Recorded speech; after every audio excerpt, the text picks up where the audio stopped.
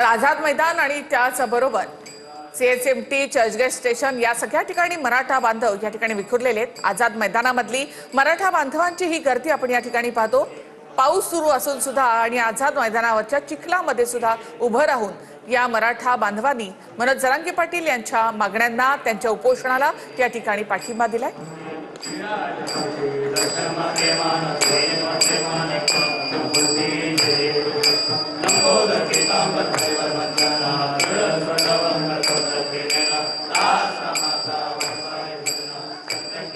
थेट आपण जाऊयात, आमचे प्रतिनिधी दत्ता कनवटे तिथे आहेत। दत्ता, आपण पाहतो की इथे बाप्पाची स्थापना करण्यात आली आणि मनोज जरांगे पाटील यांच्याकडनं ही आरती या ठिकाणी बाप्पाची केली जात आहे। त्यानंतर ते माध्यमांशी संवाद साधणार आहेत।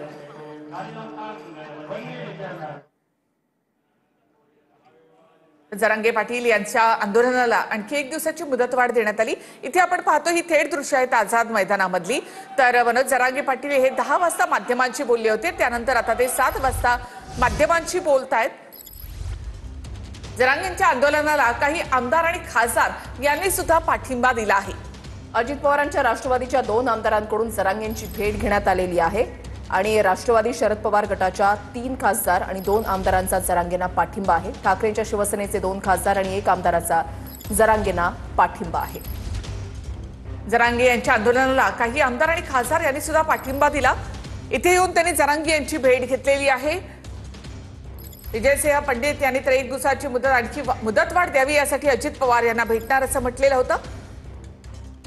तर जरांगे यांच्या आंदोलनासाठी आणखी 1 दिवसाची मुदतवाढ देण्यात आली आहे। आझाद मैदान या ठिकाणी जरांगे पाटलांचे आंदोलन सुरू आहे। मुंबईत पाऊस सुरू आहे, काहीसा पाऊस आता थांबलेला आहे, त्यामुळे मराठा बांधव इथे एकवटलेत। मनोज जरांगे पाटील पुढची काय दिशा देतात याकडे त्यांचं लक्ष लागलंय।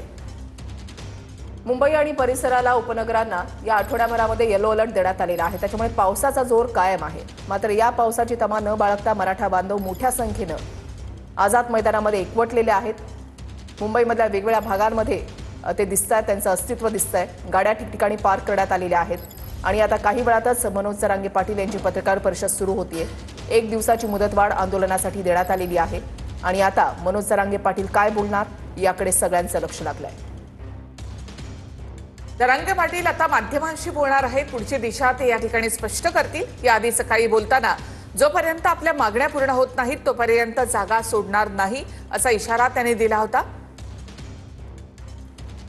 त्यानंतर त्यांच्या उपोषणासाठी 1 दिवसाची मुदतवाढ देण्यात आली। मात्र मागण्यांचं काय?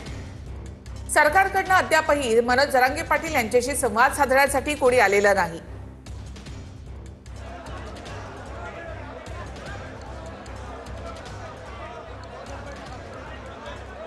हॅलो हॅलो बॅरिकेड लावा, तिथं आतमध्ये येऊन देऊ नका, आतमध्ये प्रचंड गर्दी झाली।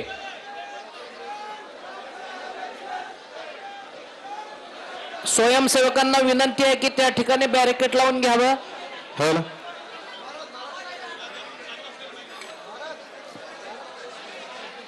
हॅलो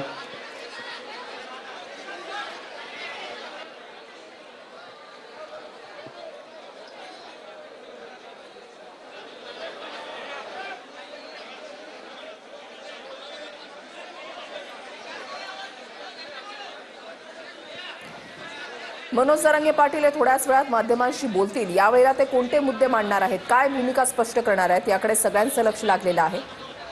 ही शेवटची लढाई आहे, ही आरपारची लढाई आहे असा निर्धार व्यक्त करतच चलो मुंबईचा नारा त्यांच्याकडून देण्यात आला आणि 2 दिवसापूर्वी ते अंतरवाली सराटीमधून निघाले। आज पहाटे मुंबईमध्ये पोहोचले। सकाळी 10 वाजल्यापासून त्यांचं उपोषण सुरू झालंय।